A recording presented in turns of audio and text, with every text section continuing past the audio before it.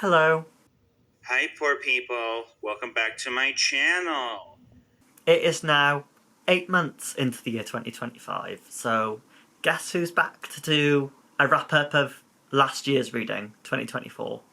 Me. I'll let y'all rap bitches breathe, really wanna do it that crazy.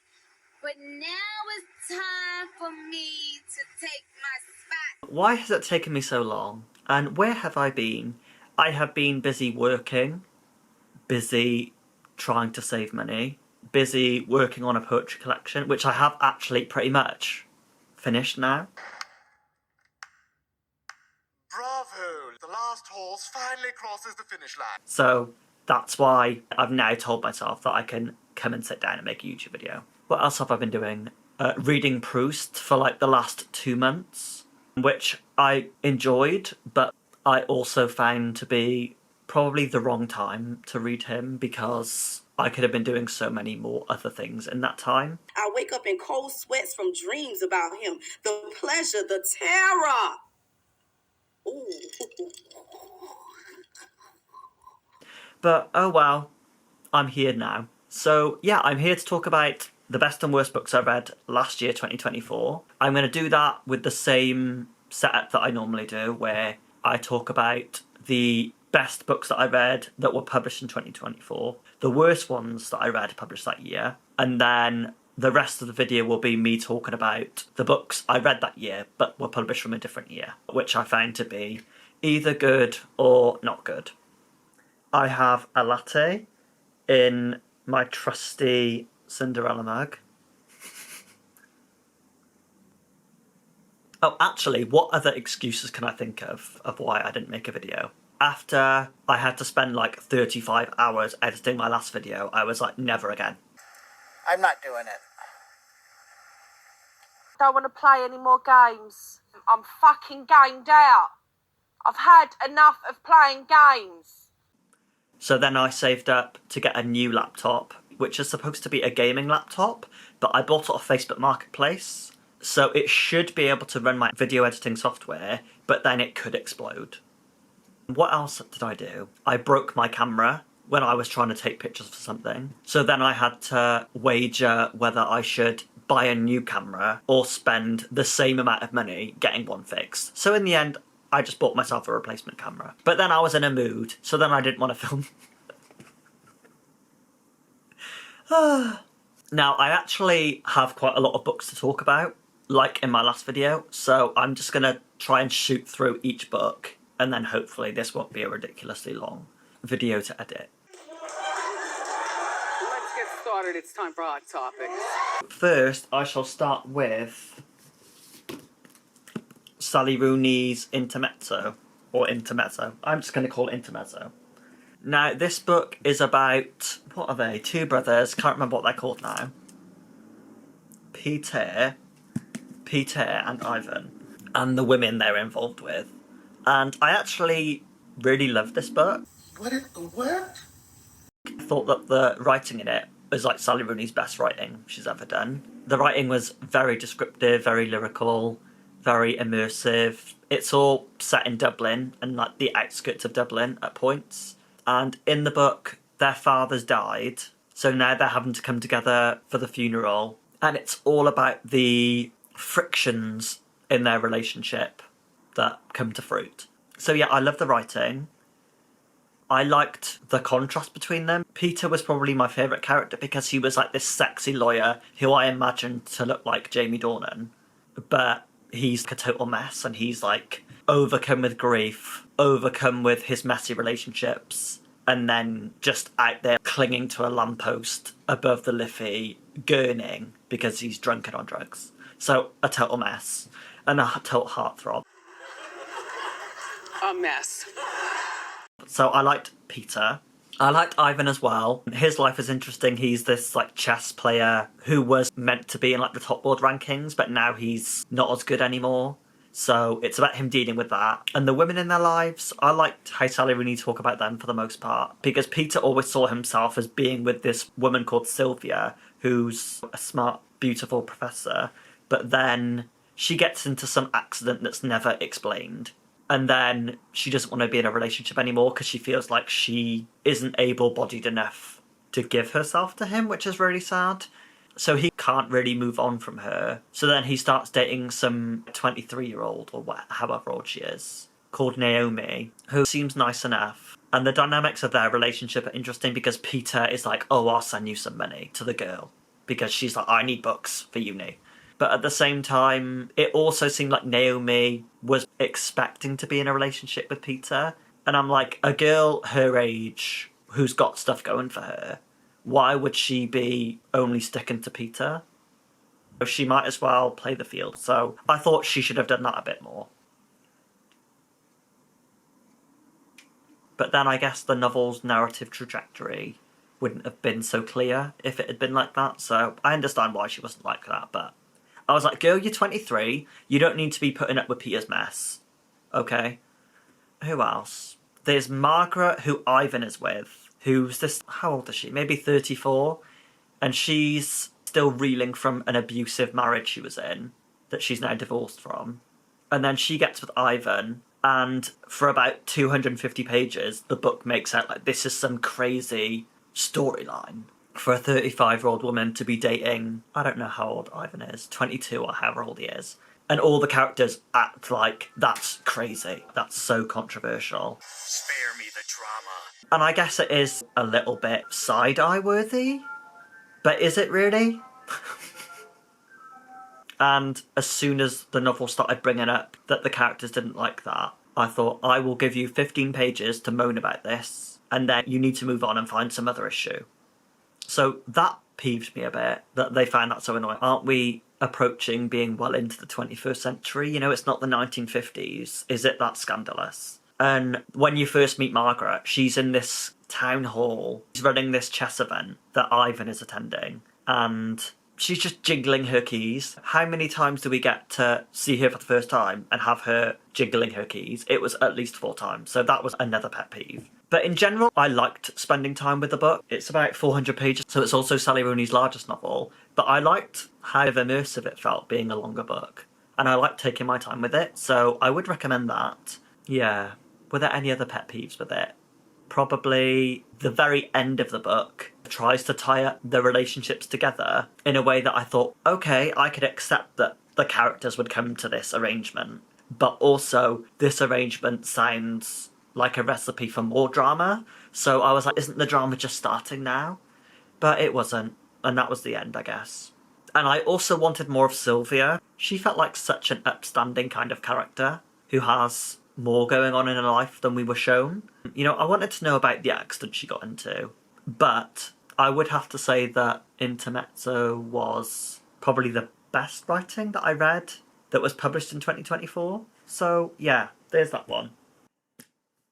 The next book was Small Rain by Garth Greenwell.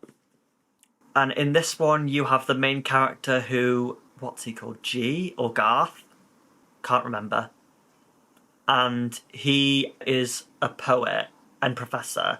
And he has a type of heart attack and goes to hospital. And we just follow his recovery from that. And now his life has kind of come to a standstill. And he's having to rearrange everything according to his new circumstances. And I really liked it because now his life's slowed down a lot while he's recovering. So there's a lot of drama still going on internally because he's not sure how he's going to recover from it. And there's all this anxiety that comes with having a heart attack where you're like, oh my God, my heart really could stop at any moment and I could die. So I thought he really captured what that must feel like really well. And I really liked the writing style. The writing style was really gorgeous. It has a lot of run-on sentences, so there'll be pages and pages where there aren't any paragraphs. They're very kind of wolfish. And I think he really brought that style home because while he's laid up in his hospital bed, he's in his thoughts all the time. So that writing style really takes you on a journey with the flow of his thoughts. And it builds up these moments that seem like they're really important. But, you know, it is just like a nurse coming to check on him. So I thought that was great. But I did also have some quips about the book. I thought for like 300 pages, for not that much to be going on, with him basically in hospital for most of it, it could have been cut down by probably at least 80 pages. So I wish it had been a bit shorter. What else? His relationship was quite interesting because he's in a gay relationship and the name of his partner's never given. I think he's just called L, which I thought was kind of strange because can't you just at least make up a name for me? Why just an initial? Names can have so much meaning. I was like, what's to conceal here? I think maybe it is meant to be somewhat autobiographical. Maybe that's why he didn't give us a name. So, okay. And also, the book opens with him in the ambulance or the hospital or whatever, still in the full throes of the heart attack's aftermath. And then it goes back a little bit to where is he in their house or something? And he's curled over on the floor because he's having a heart attack. But he thinks it's just like a really bad stomach pain or chest pain. And then the boyfriend comes down and it looks at him and is like, don't you need to go to hospital? Like, what's going on? Are you okay? And then he's just like, I'm fine. Leave me alone. And the way he described the boyfriend as coming out of the office to him, I thought they weren't even together. I thought they were just co-workers. Because I'm like, who would leave their boyfriend just like that on the floor? Do you really want me to answer that? So that was a little strange. But then, as the book goes on, you do see that their relationship is actually a very, caring, dedicated relationship. So that was lovely to read. What else? Towards the end of the book, you see him trying to go back to normality. And it's also set during COVID. So there's more drama that way. But it's not too heavy. And it feels very succinctly interwoven into the book. So I actually thought this is actually a COVID novel that you could actually enjoy. Anyway, towards the end, he goes back to his house. And there's also been some hurricanes, so his house is like half caved in. And then his sister comes to visit him. I think he hasn't been in the house that long, so his sister's never seen it before. And she's looking around this house, and she's like, oh, it's all so beautiful. And we're coming to the end of the novel, and it's like, oh, now it's all beautiful again, it's all wonderful. And I was just thinking, isn't half of it like covered up with tarpaulin because it's all caved in? What are you talking about? Too long. Don't work like it. See how they got me wrinkled up in here? So that was a bit odd. But I think the novel just wanted to end on a sort of graceful note. So I understood that, but I thought that's a bit sloppy. But anyway, I would still recommend Small Rain. And it would be one of the better books that I read last year. What else? I think I will talk about some poetry. Because last year, I discovered Sean Hewitt. I read Rapture's Road, because that was published last year, so I'll mention that now. And then I read Tongues of Fire, which was his debut collection, which came out in 2020. So yeah, I'll talk about these. Sean Hewitt's poetry is very slow and lyrical and contemplative and very interested in nature. He will just write a poem about a tree or a moth. A lot of his poems are set over like walking at night, so there's this isolation that the speaker feels at that time of day when the speaker's thinking about, I don't know, a past relationship or about the nature around him and just interacting with them. There's a lot of gay subtexts to a lot of the poems as well. More so in Rapture's Road, where there are actual poems about gay hate crimes and things like that. But Tongues of Fire, his first book, that one contemplates nature as this sort of underside of the world that we think we live in. In the modern world, you don't go about your day thinking about, how a tree is doing. You're too busy with the pressures of your own life. And then this book wants you to stop and actually think about those things. There's also translations from Middle Irish poems. So those were interesting. And then with Rapture's Road, you get the same kind of poetry style. Very kind of Heaney-ish in that way that he really wants you to experience the sound of a word. But where Tongues of Fire is more contemplative about the relationship, this one is more like an elegy of a relationship and an elegy for the natural world. But there were moments that are really intense and kind of sexual that I really liked as well. One poem mentions the blown chestnut of a prostate, and I thought that was brilliant. And what I also liked about Sean Hewitt is that because I've read his memoir, All Down Darkness Wide, I was a bit more aware of his sort of network of associations. Like, there are poems in Tongues of Fire that reference places in Norway, and I could see where he came up with that because I've read his memoir. So I would also recommend his memoir, but I'm not going to talk about that here because I've got a video that I might do on memoir, so I might leave it till then. But yeah, would highly recommend Sean Hewitt stuff. And another poetry collection I read that came out last year was Charlotte Shevchenko Knight's Food for the Dead. This is her debut collection, and this one is set against the backdrop of Ukraine's modern history. So it deals with a lot of kind of trauma and, you know, systemic government oppression. There's also a lot about food, the joy of food and savouring like the sweetness of a tomato or whatever. There's also a lot about Ukrainian food and Ukrainian pastries and things like that. So I really love that stuff because I've never been to Ukraine and I don't even know that much about, you know, Ukrainian food culture. So I really love that that was there. And there's also the other relationship to food, which is the scarcity of food and the need the body has for food. And, you know, communist regimes that starve millions of people. So I thought the way the collection was handling its themes was brilliantly done. Sometimes I thought it was a little bit, not sentimentalising it all, but over the top with it. Like at one point it describes children's ribs as being train tracks. And that was very much, I don't know, it just seemed a bit extreme to me, but I can understand why that figurative language was used in that way. But yeah, I would highly recommend this. And also in the opening pages of the collection, there's this picture. And it's actually a picture from real life of the poet's own, I think it's her like maternal family. And they're all in a tree. And it just seemed like this wonderful photo that captures the divide in the generations and how they experience their national heritage. I thought that was really beautiful. And that's something, I don't know, it's sort of artistic photograph, but then it's so true to life. And it's like the kind of medium that isn't employed that much in poetry. Although Claudia Rankine does use stuff like that. But the fact that this was so personal, a photo, I thought that was wonderful that they had that in there. And now I'll move on to the books published in 2024 that I didn't think were so great. First of all, and this is quite sad for me to admit this, but this was Our Evenings by Alan Hollinghurst. And there were actually aspects that I liked of this book. And in this, an actor called Dave Wynn is recounting his life from childhood to, I'm guessing, old age.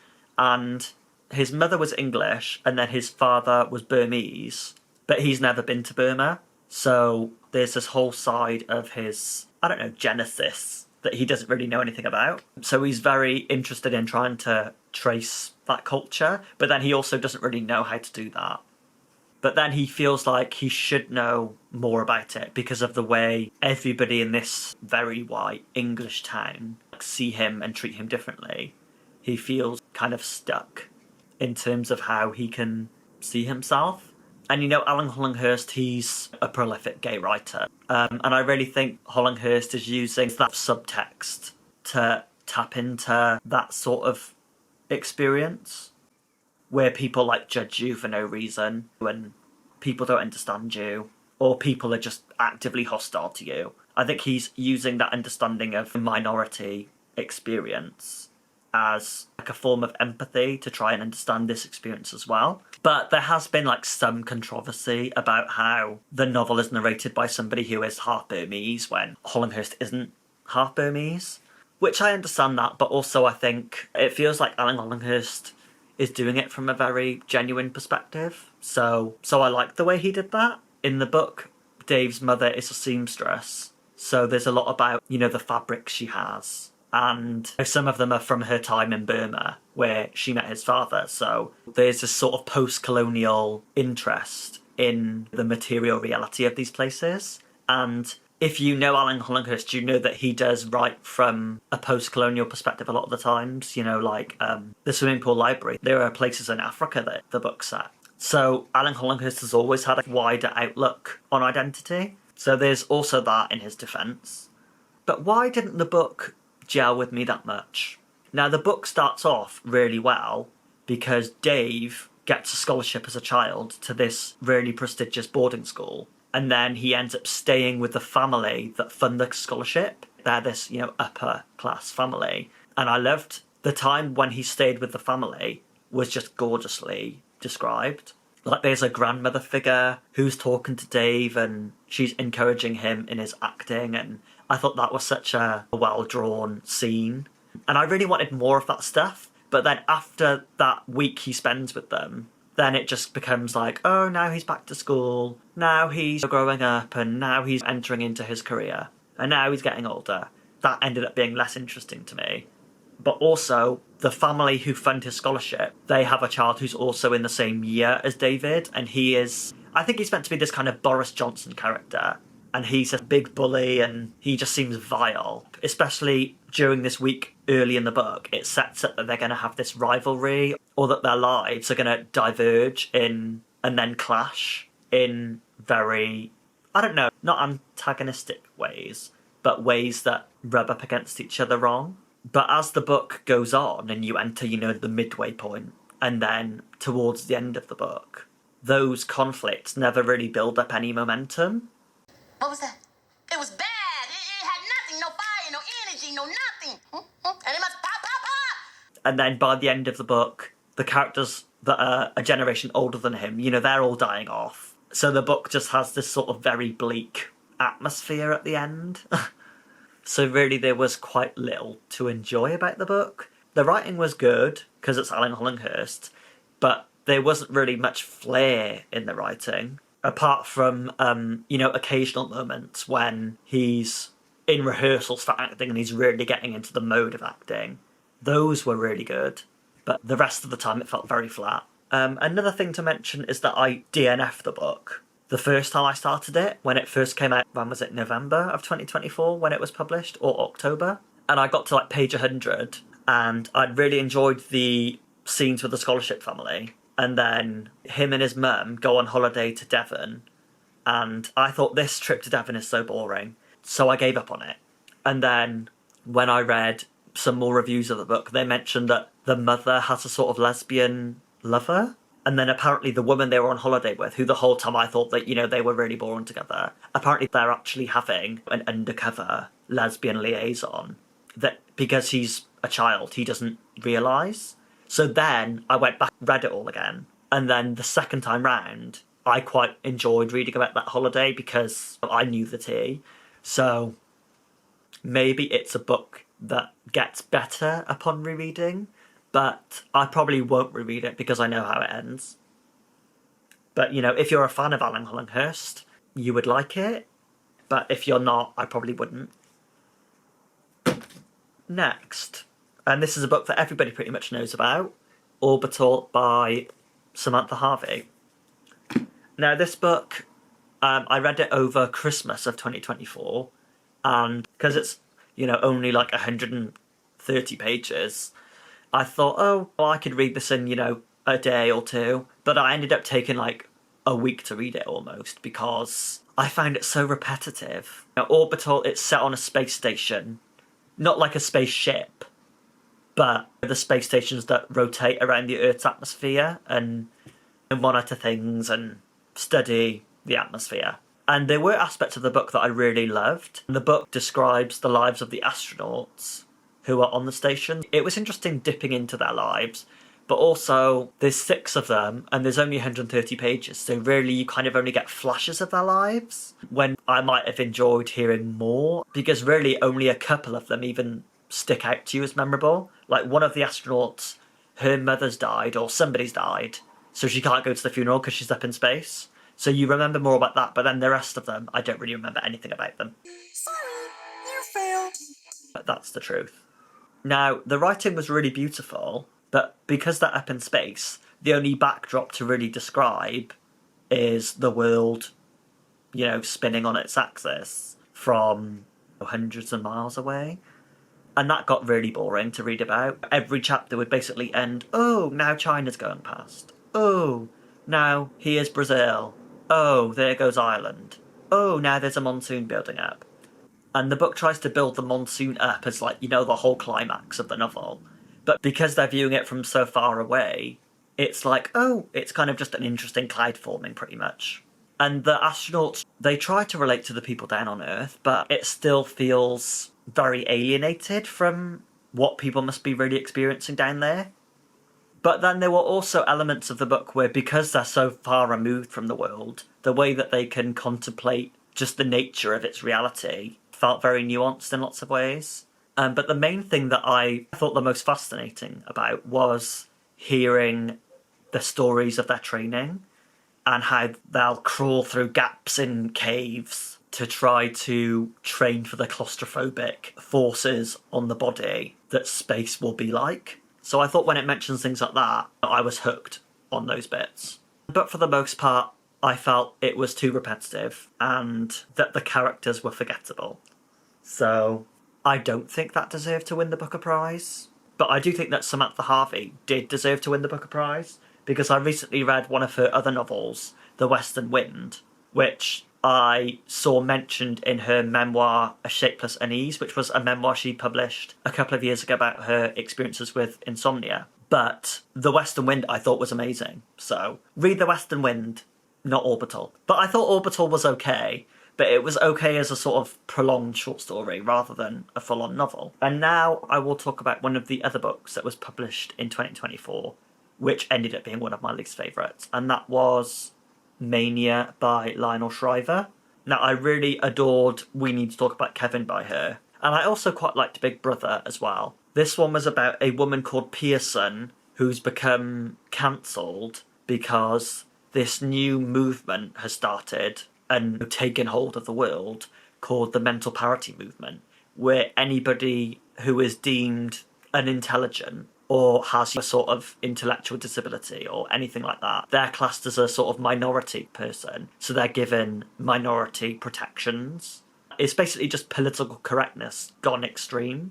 So they're cancelling all these TV shows, you know, like how Joey in Friends is not particularly bright, so he's cancelled because it's seen as making fun of somebody who's intellectually challenged. That is a sort of interesting thought experiment, the premise of the book, but then it becomes very, very worn because for, 250 pages, you just hear about all these different scenarios where they're cancelling things that aren't really that important anyway.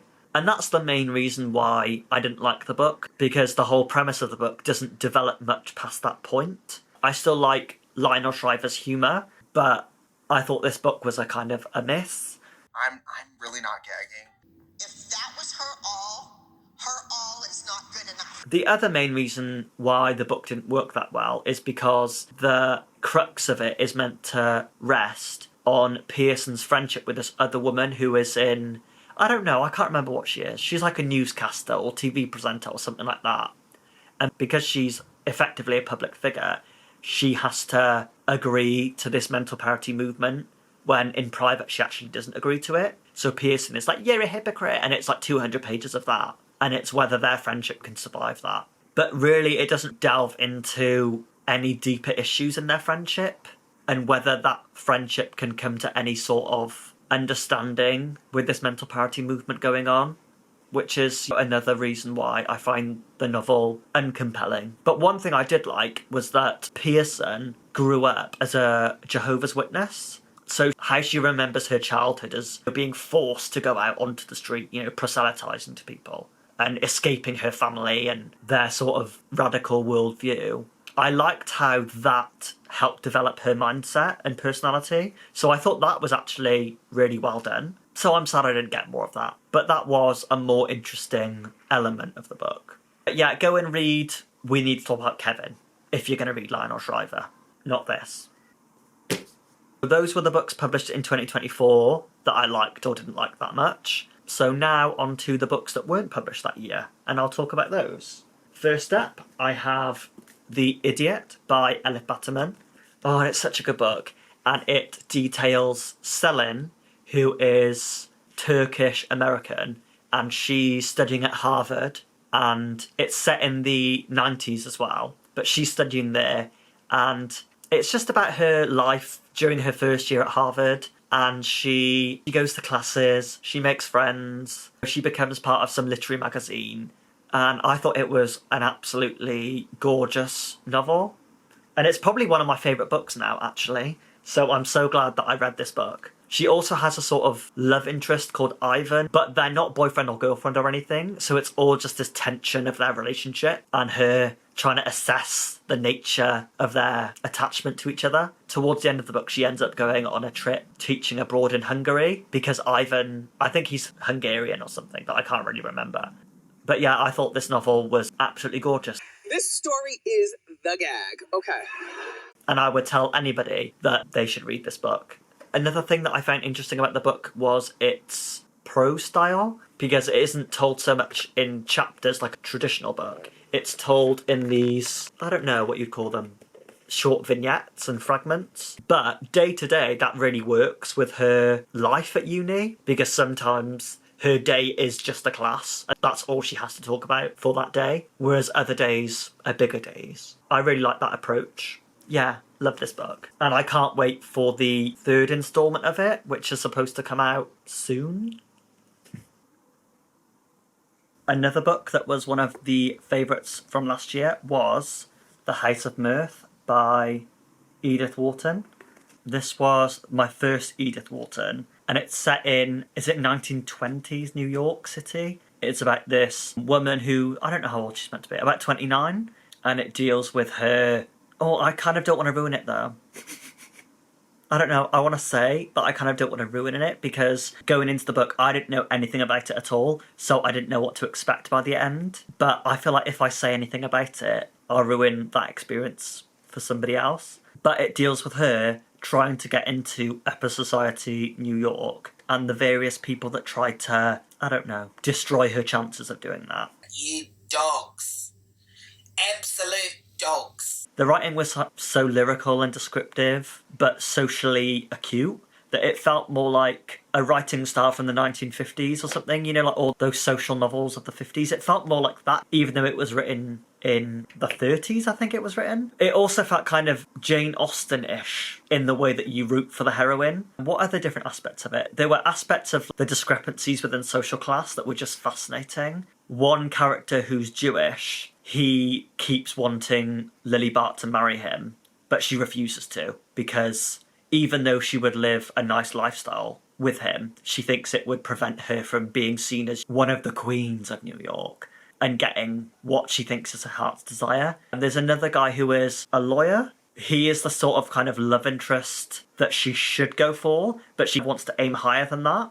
So she doesn't. But I love the way that you see that these men want to treat her, because these men really adore her and want to help her, but she doesn't want their help. She doesn't want to give any sort of agency up to have to be with them. And there's one big moment where the lawyer character, I can't remember his name, but he's saying to her, you know, I can't believe that your life is like this. You should be living up there with the rest of them. And I also like that Lily Bart wasn't a perfect character either. There's one point earlier on in the book where Lily is visiting the lawyer guy in one of the apartments he lives in a house, and there's this cleaner lady on the stairs, and she lifts her dress up to walk up the steps next to her while the woman's cleaning, and she looks at her like, you should stop what you're doing to let me pass. So she's a snob in lots of ways as well, but the psychology of why she's a snob and how that plays out for her is really well explored. So yeah, totally loved this book. And I like that it doesn't just take place in New York. It takes place in, is it Cannes? Or somewhere like that. They go yachting there and she gets another taste of the high life that she thinks that she deserves.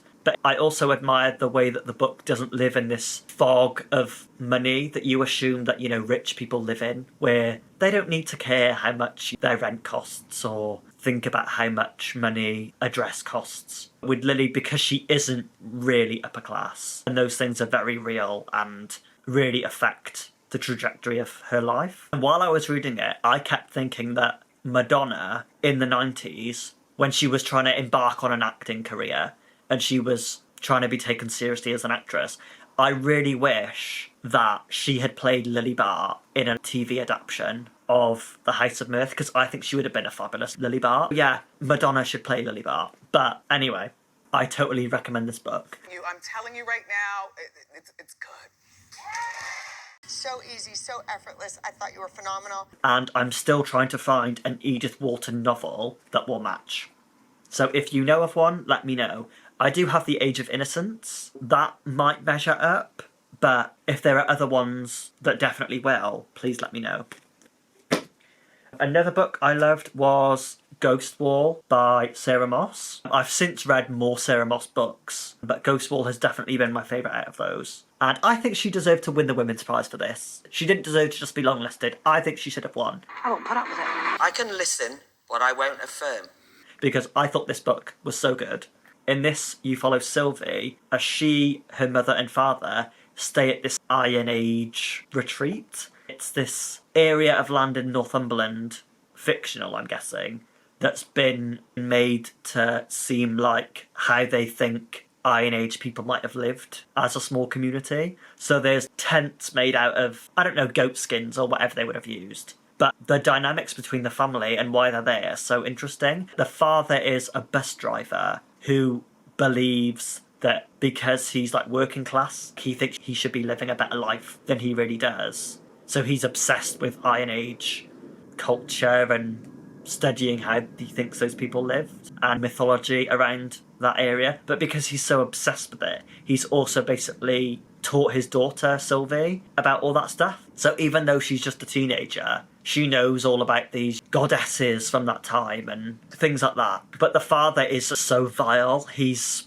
like so controlling, and the mother is there and she just likes to sit down all day. She just puts up with it and gives herself over to it as if there's no other way of existing with this man, so I might as well just let him be like this. And while they're at this retreat, there's a real professor there, and he is there with his like PhD students. So Sylvie kind of goes about with them, and she's like, oh, I wish I was like these students. They seem so carefree in contrast to her own life. There's one part where they all go to the sea and she's observing the older girl's body, and there's so much about the way humans interact with each other that gets magnified because of how they're also viewing how they think humanity saw itself. And in the book they are trying to recreate the way they think Iron Age people experience the world. So they walk around barefoot, and the way that like the grass rubs against their feet feels timeless and beautiful, and the way that Sylvie has learned to read nature, the way the wind is travelling, can tell where they should go or what the weather's going to be like or what type of plants are growing, will let you know where water is and things like that. Even though Sylvie is also aware of the way that the natural world has changed during that period, you can't ever recreate the way the Iron Age people lived because the rabbits were only like introduced by the Romans later on, and the plants that they would have had at that time, those have gone now, or they've adapted, so they're not even there anymore. It's this futile effort, but I really like the way the novel built to its climax, where the father and the professor try to reimagine what an Iron Age sacrifice would be. So it got very brutal at the end. But I thought that was really well built up to in a short novel, like a novella like this. So I very much love this. And like the Edith Wharton book, I'm still trying to find another Sarah Moss book that will rival this. So if you know of that, let me know. I've read, it was a very sad book about infant death by her, set on this remote British island. So I read that one, and that was okay, but it didn't have the emotional gravitas that this one had for me. What other novels by Sarah Moss are just as good as this one? If you know, inform me. Right. Another book that I loved was Chocolat by Joanne Harris. And this is the first real Joanne Harris book I've read, because I once read one of her short story collections about, 12 years ago. That was A Cat, a Hat and a Piece of String. And it was a short story collection where every story had to have a cat, a hat and a piece of string in. And I just didn't see the point of that. So I didn't like those stories that much. But I love the movie adaptation of this with Judi Dench and Johnny Depp in. So I was like, I'll give the novel version a go. And I'm so glad I did. And I really loved the setting of the small French town and how judgmental people are. And I loved the character of Vianne as this, free spirit in the place and how she's there to try and change the whole community. Oh, I thought it was so gorgeous. And I was really taken aback by the beauty and the vivid nature of the writing. There's so much food described in the book. There's one part where she's cooking pancakes and she puts, I don't know, orange liquor in it or whatever she's cooking the pancakes in, and then it catches fire, and it's this sort of magical aspect of cooking that transforms the food. And I thought it was so gorgeously done. But yeah, I love the writing. The opening of the book starts, "We came on the wind," and it seems like this beautiful dream, but also sort of witchy as well. So I love that, and I love that the book felt more witchy than the film did, even though there are like subtle nods to the witchiness of her. But I feel like they're played down because I feel like they didn't want to upset the Catholics. But this book doesn't hold back when it comes to criticising dogmatic religion. And whereas in the movie it's the mayor of the town who's the villain, in this book it's the priest. And what I didn't expect was that the book was told over joint perspectives, where it's Vian and then it's also the priest. And you deal with the way that the priest is treating food during Lent as a sort of evil thing to be avoided. And he's meant to be very constricted with it all. And then there's Vian, who's the life and soul of the party, and thinks she should enjoy life and enjoy her food. But I absolutely adored Chocolat, and I have The Lollipop Shoes to read, which is meant to be a sort of sequel. And I'm also half interested in reading the prequel that came out this year called Vian. So if you've read Vian and it was good, let me know. But yeah, I would highly recommend Chocolat, and it made me fall in love with Joanne Harris's writing style. I was just blown away. She understood what needed to be done, and she did it. Bravo. Another book I liked was I Married a Communist by Philip Roth, and this is part of the series of books he wrote, told by an alter ego. Are they called the Zykerman novels? Something like that. It's a Jewish guy narrating the story, and I don't know what happens in the other books, but in this book, he is, I don't know, how old is he? I think he's around 12 or 15, can't quite remember. But this book details his obsession with this man called Ira, or Ira, not quite sure how to pronounce that, but I think it's Ira. And he is this public figure. I think he's like a radio host, but he goes about cosplaying as Abraham Lincoln because he's really tall and lean and looks like him, apparently. And it details his idealization of him during his adolescence. And then the story follows him as he matures and understands that this man has loads of issues. You are going to gag! I'm not judging, I'm just judging. And that maybe he shouldn't be idealizing him to this extent. It's set in 1930s America, I think New Jersey. And my favourite element of the novel was that Ira is married to this sort of older movie actress called Eve Frame.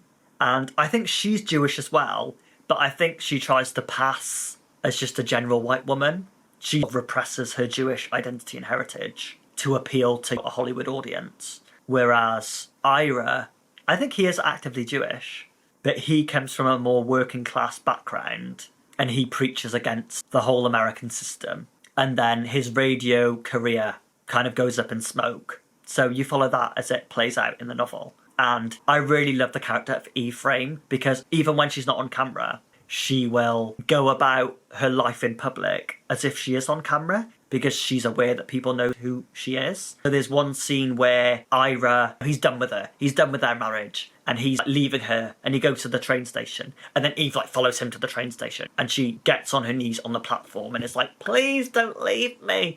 I was just pissing myself laughing at that moment because it's just so movie level dramatic. I live for the drama of this. And I love that she was playing it for all she could. So she was my favourite character.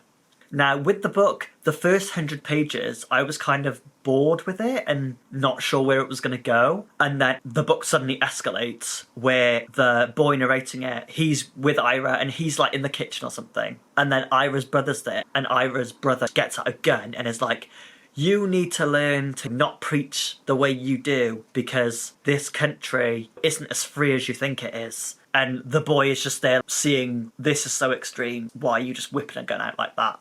Why is this all of a sudden so serious? So after that scene, the book is A+. But before then, it was like a C. But it's Philip Roth, so the writing is extraordinary. I don't know enough about this, Zykerman or Zickerman series to know where to start. So when I find out what the first book is, I'll probably go back to the first book. But even if you don't know anything about that series, you would still enjoy the book. I Married a Communist, like I did. Yeah, that was great. Another book that was a highlight of the year for me was An Artist of the Floating World by Kazuo Ishiguro. And this one I was drawn to purely for the title, An Artist of the Floating World. I thought that was probably one of the most gorgeous book titles ever. And this book is set in the wake of World War II, and it deals with this famous painter as he's reflecting on his life, and he's meditating on recent Japanese history and the role he played in the arts, and the way that because Japan lost the war, and because of the way that they were radicalised nationally in the war, he feels like he'd let his country down, or he should be ashamed of the role he played in some way. And he's older in the book, so he has a daughter who's, I think, in her mid-20s, and she's looking to get married. And because of the process they have or had of getting married, where you basically have to apply for the marriage like it's a job, you have to be interviewed, and the whole family is judged by the other family to see if they're a good match or if they're respectable. And he feels like because of the role he played in the arts world, he feels like that's affecting his daughter's prospects for the marriage. But that's only one part of the book. The rest of the book details him growing up and the highs and lows that creating art makes for him. There's one part where he looks out on a hill above the village and he is thinking it's very rare to experience the world from the sort of satisfying place that creating a beautiful work of art leaves for its creator, where you feel like you have given something to the world. So some parts were really beautiful. And I like that it also depicts elements of the city in the book. It depicts the way they've changed, where bars used to be. Now it's been gentrified, so different people live in that area, and he's imagining the people he used to spend time with there and remembering what that was like. The thing I liked the most was the writing. Kazuo Ishiguro's writing style feels so effortless and well-tempered, where every sentence just flows like it's a beautiful piece of classical music. And I'm always just amazed that he can write like that. So, yeah, read this book. It's so good.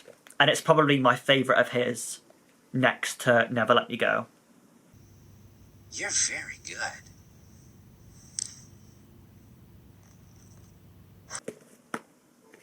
Another book was Disobedience by Naomi Alderman. This actually deals with Jewish people as well, kind of like the Philip Roth, but this one is set mainly in London, and it details this Orthodox Jewish community and the people in it. So it deals with mainly three characters. Ronnie, not sure how you say her name. She lives in New York City most of the time, and she does some sort of, well-paid job, and she's sleeping with her boss, and she's a mess, and she's been escaping the Orthodox community she grew up in for years. But her father was the rabbi, and then her father's died, so now she has to go back to London, back to the Orthodox community for the funeral. And then there's another woman called Esty who she grew up with in the community, and who was her friend / had a sort of lesbian fling with. So there's a lot of personal history there between them. But Esty is now married to Dovid, not sure how you say his name, who Ronit's father was training to be the next rabbi.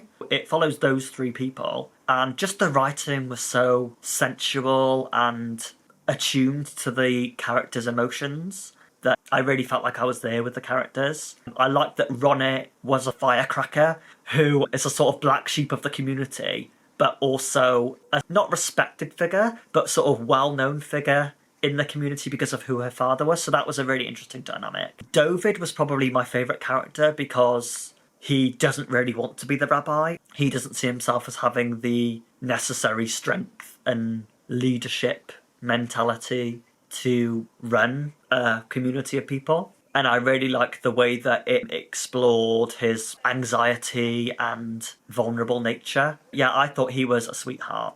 The ending felt contrived because they take a stand and preach against the Orthodox Church. And that felt a little like you knew that you had to finish the book and you wanted to make a statement with it. So that I felt was a bit unbelievable. Or that if it did happen in real life, it wouldn't go as smoothly as it makes out like it does in this book. But yeah, I would recommend this one. I do have The Power to read on my shelves, but I'm not really that interested in reading it because it just sounds like cliched dystopian feminist fiction. But she does have another book called The Lessons that's meant to be set in Oxford that sounded more interesting, so I'll probably try that one next.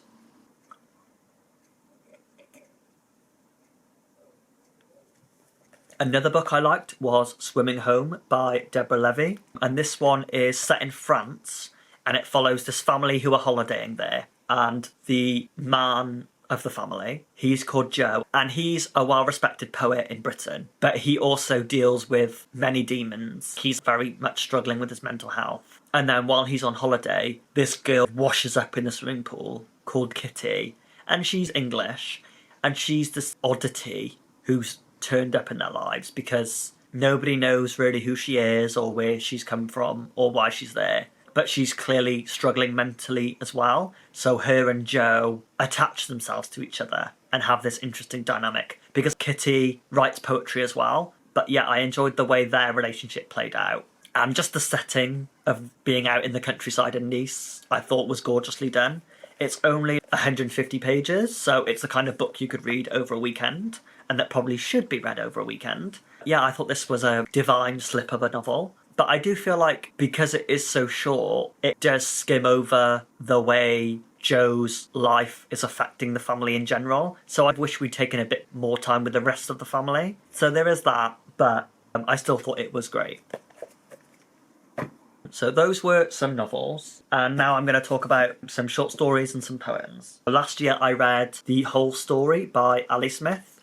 I kind of like the cover, but you can't see the title and author that well, so they could have actually done a better job with the cover. But this is called The Whole Story, and this is a short story collection based around bookshops. Some of the stories aren't bookish at all, but a lot of them were. And this is a short story collection that absolutely blew my mind. And these are stories that are very conscious of the way that they're told. Every story plays with its narrative structure in different ways. They're stories that rise to an emotional peak, but it's like Ali Smith knew from the start what the emotional peak was, so she can spin the story around that peak in these just amazing ways. So it doesn't necessarily need to be linear or chronological to reach that point. It could be the peak at the start of the story, and then the rest is like remembering it, or the peak is right in the middle, or the peak is right at the end. There was actually one story in here called Erosive that I actually studied like 10 years ago on a fiction writing course, and I'd always wanted to read more of Ali Smith's stories after that, so I'm glad that I finally got around to doing that. But Erosive wasn't actually my favourite story. My favourite story, which is the reason why this is now in this video, is the first story in the book actually, which is called The Universal Story, and that one follows basically the life of a fly as it flies about and enters this bookstore and then lands on this copy of, The Great Gatsby. The book even goes into the specific edition of The Great Gatsby that the book is. But the story had this easily distracted narrative style that jumps about the place. Like, it starts in the churchyard, and then it moves to a street, and then a van, and then a car that's absolutely overloaded with editions of The Great Gatsby. And it's kind of like the way a fly experiences the world and jumps from one thing to the next very, very quickly, and has this very ephemeral life. I thought that story was absolutely stunning, and I've never read a story like that. So if you want a short story collection, definitely read this book. And now I'll talk about some more poetry, because in 2024 I discovered Alex Dimitrov, who's an American poet, and the first book I read of his was Love and Other Poems. He's based largely in New York, so a lot of the poems are also set around New York. I really love his poetry. His poetry is quite sad, but also ironic and scathing in lots of ways, but also like very gay. And the first poem I read of his, where I was like, oh my god, who is this guy, was a poem I found on Instagram that somebody shared. And it was a poem that started like, I wake up in the morning and eat a banana. And it's like after a one night stand, So the bananas are obviously like very sexual. But just the way that he employs his lines and the way that his poems are so easy to understand, but so subtly clever, really stuck with me. But Love and Other Poems I wanted to mention because it has one of my favourite poems of his called LSD.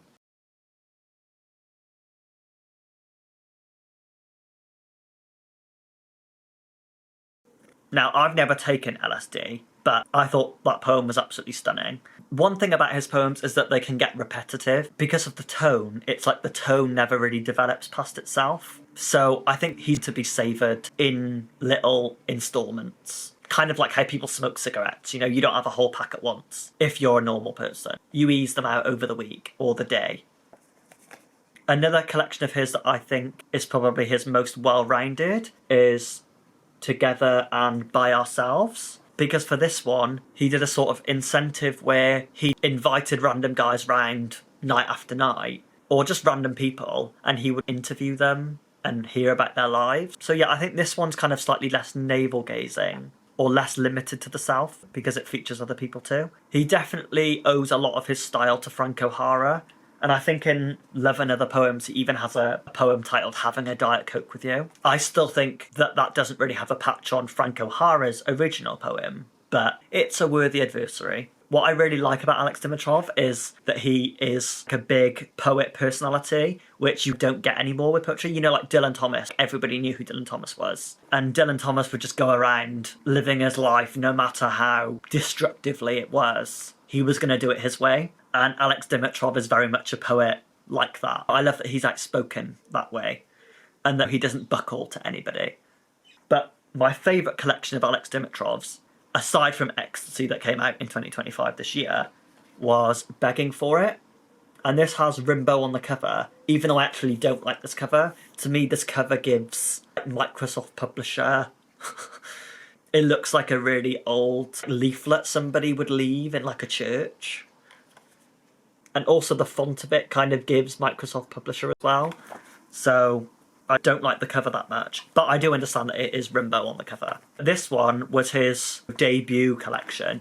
And this one you actually can really see the development of his style. Even though he has a similar voice to his later ones, the poetic style just feels more self-consciously soundy, where he's still like playing with poetic devices to achieve an effect. Whereas now I feel like he doesn't bother so much doing that and his style is a bit more prosaic. A poem in here that I thought was a great little find was called James Franco, and it goes, woof woof and a howl, James Franco makes me growl. And I just loved how fun that was. So yeah, discovered Alex Dimitrov last year, and if you want to read gay American poetry, you shouldn't ignore him. Now on to my last favourite book of 2024, which was A Swim in a Pond in the Rain by George Saunders. And this is a non-fiction book about short stories. And it's George Saunders looking at and discussing these Russian short stories. So you have short stories by, is it Gogol and Leo Tolstoy and these big Russian literary figures. Who else? Chekhov. He's also there as well. And to start with, he breaks down the stories page by page. But then towards the end of it, you just read one story after the other. So it's great if you want to learn about short story composition, or you've read the Russian short stories and want to know a bit more about them. Mainly, I enjoyed reading the full-on short stories, and I thought the way he collated them was brilliant. So now this has... Would it be some of my favourite short stories in? Possibly my favourite. But I thought this book was so well done. And I thought it was definitely a masterclass on the short story form. If you're at all interested in short stories, you should pick up this one. And now we're entering the vein of my least favourite books that I read last year that weren't published that year. So now I'm on to George Saunders' short story collections. First of all, I read Liberation Day, and I saw on the cover that it said he was the world's best short story writer, and Liberation Day is great art. A lot of these short stories are, I don't know what you call them, not dystopian, but oh my god, what's that term? I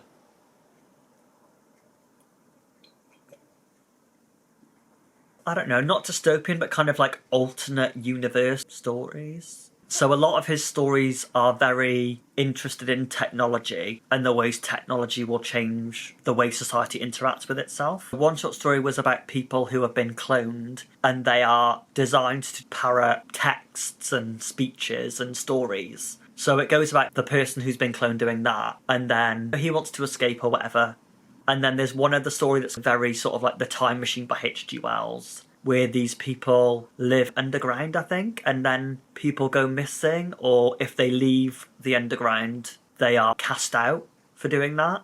So they are interesting premises, but then when you read them, I felt like there's so much going on in this world building for a short story that I want them to be much longer. Another thing was that I felt he spends so much energy on creating this little world for the story that the actual characters lack any sort of memorable features. And sometimes that's okay in a short story, but sometimes with these I just wanted a little more pizzazz. And then one story I completely skipped because it was so boring. I think it was about a mum with children and a family setup, but I just thought it was so boring. Probably my favourite story from Liberation Day. I think it was in Liberation Day, but I can't quite remember. And it was where people buy clones to sit in their garden and entertain their children. So this family wins the lottery and then they get a clone in their garden. And then I think the clone escapes or goes missing, or does the company that sold them the clone take them back when they lose all their money or something. But that was a really great depiction of a family. So that had me emotionally invested. And then I'll go on to the 10th of December, because then when I was quite disappointed with Liberation Day, I heard 10th of December described as one of his best collections. So then I read this one. And this one I did prefer, mainly for the title story, which is the last story. And in that story, it's about this guy, it's winter, and he goes to a frozen lake to like end his life. And then somebody tries to save him. That story I thought was really haunting and beautiful. And especially after I read A Swim in the Pond in the Rain, I could tell the literary influences that were behind that story. So I really liked 10th of December. But then the rest of the stories I thought didn't live up to the hype. One story, I think it was in this one, was about a mother and she's writing something and then her son gets pushed over into a bush. So she wants to have vengeance on the guy that pushed her son down. And then they come across this homeless guy who the son says pushed him. But then he has a sort of double. So they think in the end that it wasn't a homeless guy. That story ended up being more interesting. But it was mainly the writing style that I didn't enjoy that much. Because in general, even though he's held up as the best short story writer ever... I know. Really? I absolutely refuse to submit. Totally. The writing style is extremely basic. When I was reading the story about the mother who finds out that her son's been pushed over, there are quite short sentences and quite a lot of paragraph breaks.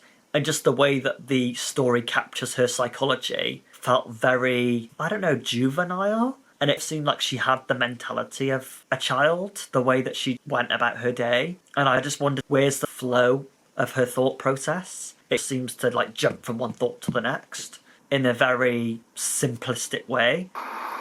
Not good enough. You know why? Because I have standards.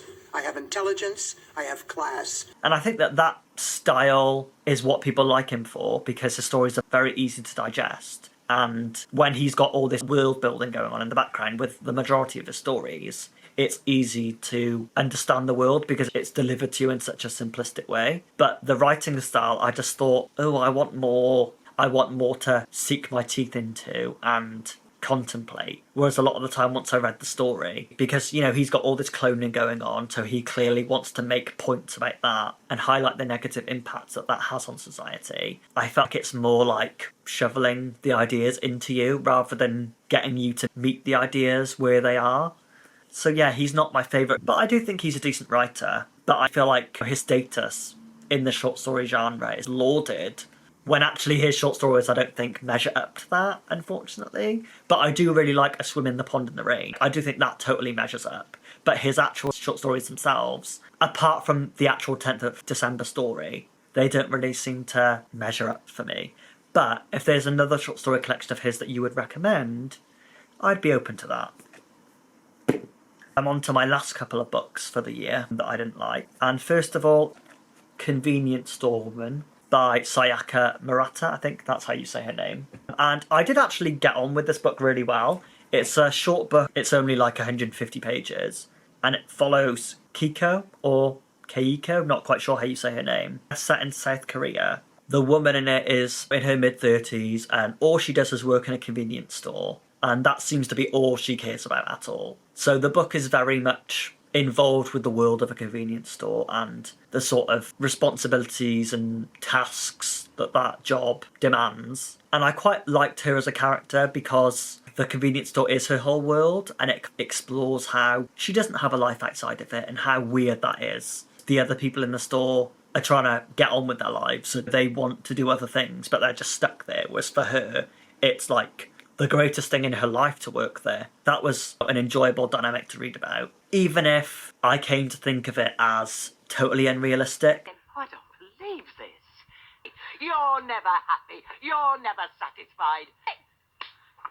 You nasty-mouthed little madam. Because she doesn't have any sense of culture outside of the convenience store. She doesn't have a favourite movie, or she never reads or listens to music or anything. It just seems like her whole life is the store, which makes her seem more like a robot that's been manufactured to work in the store rather than a real person.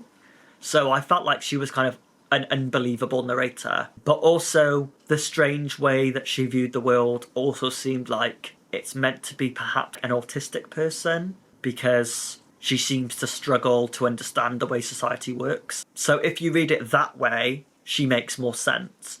But I still think autistic people still listen to music and have heard about other things in culture other than the job that they might work.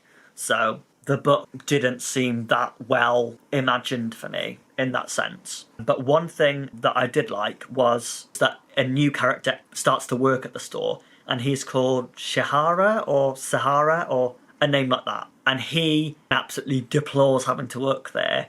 So he ends up moving in with her, and he's just going to live off her.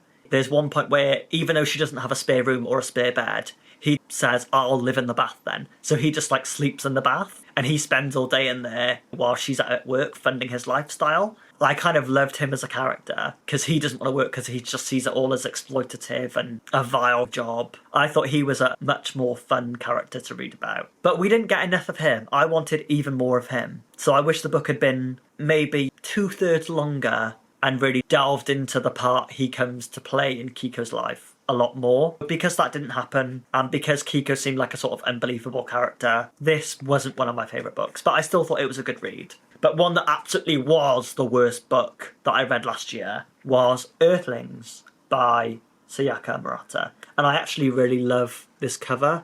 It's so gauche and out there that it really stands out. I actually adored the opening of this book. It's narrated by this girl called Natsuki, and the book has her as a child. She's about like 11 or 13 or that kind of age, like tween kind of age.